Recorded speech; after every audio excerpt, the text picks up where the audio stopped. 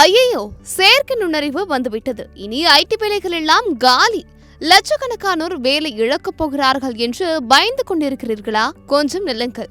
விப்ரோ நிறுவனத்தின் முக்கிய அதிகாரியான ஹரி ஷெட்டி ஒரு ஆச்சரியமான உண்மையை உடைத்துள்ளார். இன்று கோடிங் எழுதுவது முதல் டேட்டா ப்ராசஸிங் வரை எல்லாவற்றையும் மனிதர்களை விட வேகமாக ஏஐ செய்து முடிப்பது உண்மைதான்.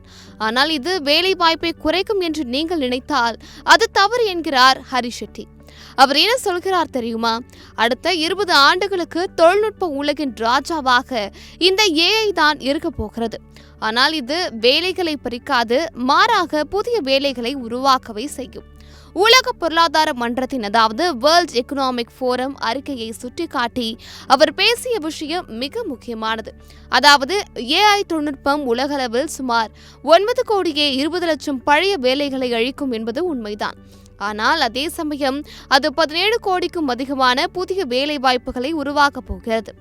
மின்சாரம் மற்றும் இணையம் வந்தபோது எப்படி ஒரு பெரிய புரட்சி ஏற்பட்டதோ அதே போன்று ஒரு புரட்சி தான் இப்போது ஏஐ மூலமும் நடக்கிறது. இனி வரும் காலத்தில் போட்டி என்பது மனிதர்களுக்கும் இயந்திரங்களுக்கும் இடையில் கிடையாது. ஏஐ தொழில்நுட்பத்தை பயன்படுத்த தெரிந்தவர்களுக்கும் அது தெரியாதவர்களுக்கும் இடையேதான் போட்டி இருக்கும்.